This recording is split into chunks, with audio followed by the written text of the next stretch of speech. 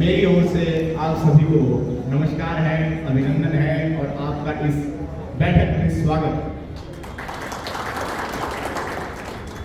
साथियों, चिकनी चौपड़ी बातें करने के लिए तुम्हारे बीच में लीडरों की कमी नहीं है।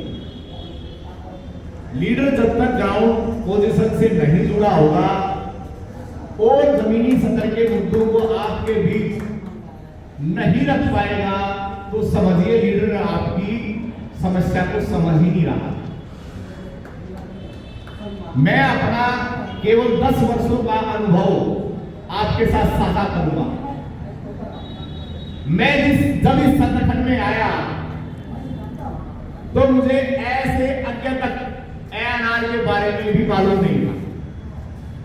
मैं एक ऐसा कच्चा फल था जिसको जिम्मेदारी दी गई, लेकिन इशारों पर काम करवाया गया। लेकिन मेरे जोन में मुझे मेरे जैसा एक कार्यकर्ता, और है तो बहुत सारे, लेकिन अभी साथी ने वक्तव्य रखा तो सब उससे परिचित हो गए हैं, विशाल सिंह तोमर। तो काफी पुराने भाषण सुन के और नई नई चीजों की जिसके अंदर जानने की जिज्ञासा उत्पन्न होगी, वही व्यक्ति बदलाव कर सकता है। बदलाव करने के लिए आपको नई खोज करनी पड़ेगी। जैसे बोलते ना, आवश्यकता आविष्कार की जननी है। आप लोगों को जब आपका पेट्रोलिंग का शरद मौसम का सत्र शुरू होता है तब आपको याद आता है कि यार पेट्रोलिंग बड़ी कठिन है, क्यों ने बीट कम करवाई जाए। यानी कि रेगुलर आप लोग उसके ऊपर नहीं लड़ते। आपको प्लान करके चलना पड़ेगा कि हमेशा हमें हर रोज जो हमारी दिनचर्या में आने वाली समस्याओं का निपटारा करना कैसे है। साथियों, शुक्ला ने बात रखी थी कि एक समय ऐसा था कि आपके पास प्लेटफॉर्म नहीं था बात रखने के लिए, और गिड़गिड़ाते थे हम अधिकारी के सामने और फेडरेशन और यूनियनों के सामने कि हमारा भी मुद्दा उठाओ। रेलवे का अगर मैं उदाहरण लूं, या देश के आजाद होने में जिस क्रांति लाने में जिस व्यक्ति का अहम योगदान है, उस चिंगारी का मैं नाम लूं। 1600 ईस्वी में ईस्ट इंडिया कंपनी भारत में आ गई। 250 साल तक कंटिन्यूसली वो राज करती रही। 1857 की क्रांति एक तात्कालिक कार्ड बन गया, चर्बी वाले कारतूस। ये बात तो सोशल साइंस में सभी ने पढ़ी होगी। लेकिन उसके पीछे असल रीजन क्या था? एक व्यक्ति का अपने आप को सरेआम गोली मार लेना, पूर्ण विरोध के बाद, नाम मंगल पांडे।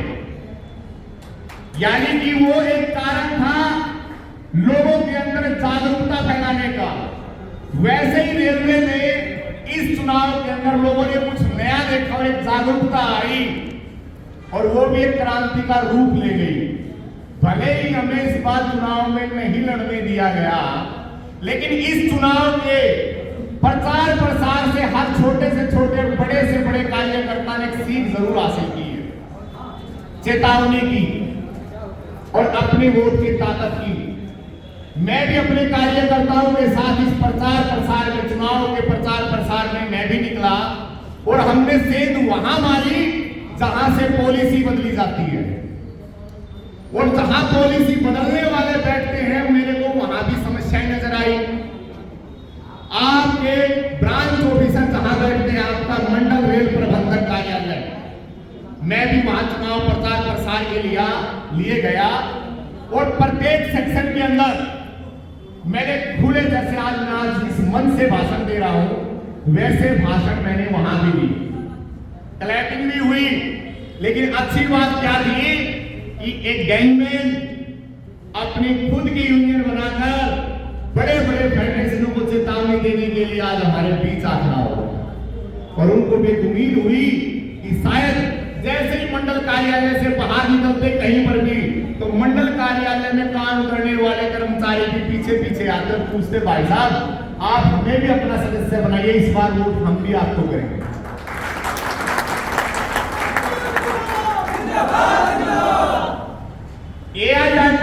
साथियों ने जैसे बताया कि SCCRT देश में ट्रैक मेंटेनर का पहला एसोसिएशन है, लेकिन चूंकि मैं all India railway track maintainer union में बतौर राष्ट्रीय अध्यक्ष के रूप में मैंने 6 से 7 साल तक सेवा प्रदान की है, तो मैं चाहूंगा कि मेरा संगठन जो मात्र 4 से 5 जोन में था जब बना, आज उसका विस्तार होकर यदि हम अपने all India railway track maintainer union को पूरे भारत में देखना चाहते हैं तो जोनल स्तर के अलग अलग ट्रेड यूनियनों को हमें खत्म करना होगा और पूरे भारत में एक ही यूनियन और एक ही संघ बनाना होगा सभी जोनों में all India railway track maintainer union. और इसमें मुझे आपके सहयोग की सख्त आवश्यकता पड़ेगी, क्योंकि एजीएम और ओपन सेशन में मान महत्व यही होता है कि हम अपने सदस्यों का विस्तार कैसे करें, हम अपने बॉडियों का विस्तार कैसे करें, हम अपने संगठन का विस्तार कैसे करें। और विस्तार करने के लिए हमें 4 से 5 से हम 12 तक तो पहुंच गए, अब हमें शेष बचे सभी जोनों को भी कवर करना। साथियों, आपकी जर्नल समस्याओं के बारे में मैं बराबर बात करूंगा, जैसे अनिल जी काफी मुद्दों पर रखे और एक हमारे बुजुर्ग साथी हमारे बीच में आए थे जो ग्रेड 2400 के विषय पे बात कर रहे थे। करेक्ट,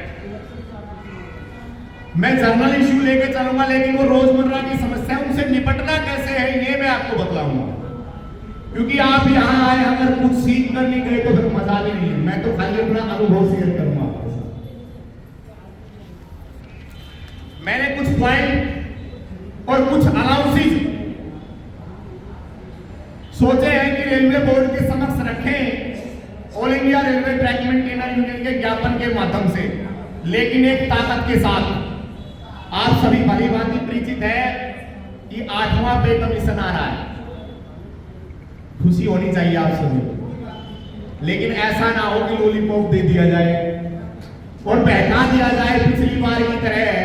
7 CPC में 157 अलाउंसेस आपके खत्म कर दिए गए थे, ठीक है।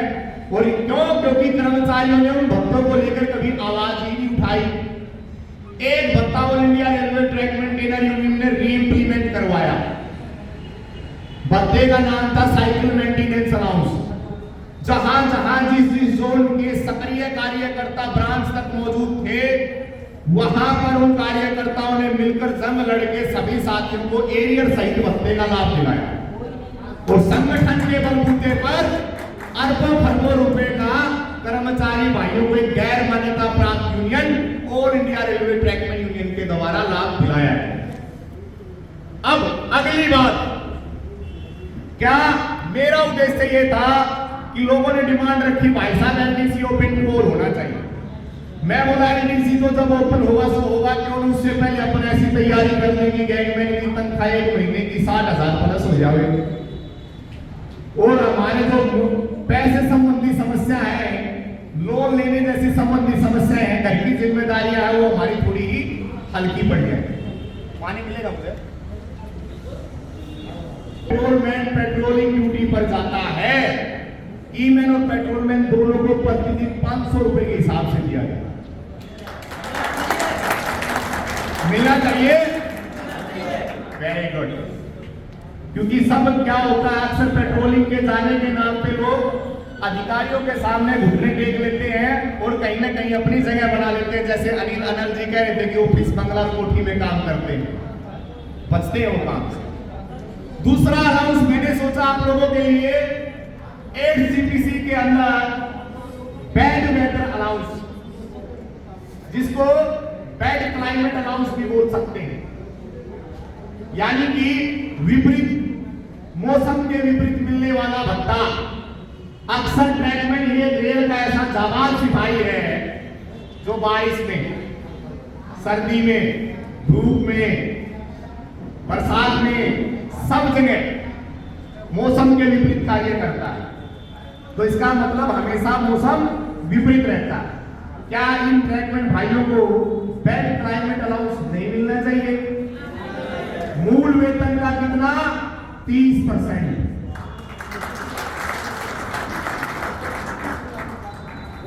लेकिन संक्रमण भत्ता मिलना चाहिए। संक्रमण,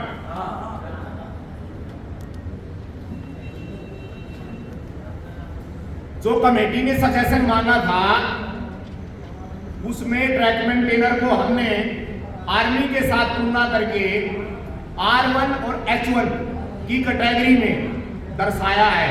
R1 और H1 यानी जहां पे सबसे ज्यादा डेंजर जोन होता है, सबसे अधिक मरने की संभावना होती है, रिस्क अधिक होता है। और ministry of home affair, home ministry के अकॉर्डिंग, डिफेंस के अनुसार लेह लद्दाख में काम करने वाले या लेह लद्दाख में ड्यूटी कर रहे फौजियों को R1 और H1 कैटेगरी के अनुसार 25,000 रुपए रिस्क अलाउंस मिलता है। और वही सजेशन मैंने रेलवे बोर्ड की कमेटी को दिया है। चूंकि फौजियों से ज्यादा देश में शहादत ट्रैक मेंटेनर की होती है, तो इससे बड़ा उदाहरण मैं आपको नहीं दे सकता। ट्रैक मेंटेनर को R1 और H1 की कैटेगरी में डालकर प्रति माह उनको 25,000 रुपए रिस्क अलाउंस दिया जाए।